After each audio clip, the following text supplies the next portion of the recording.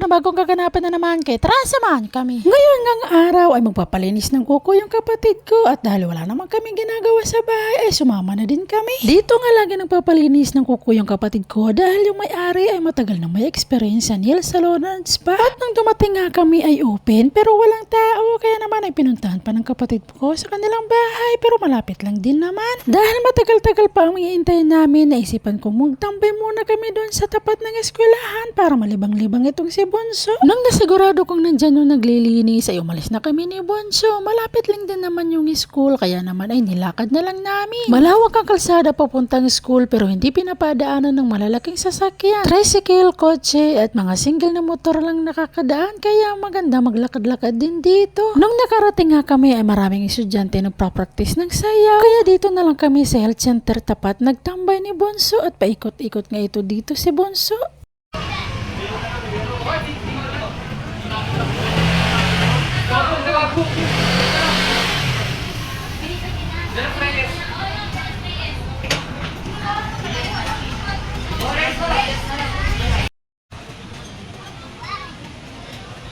Bye!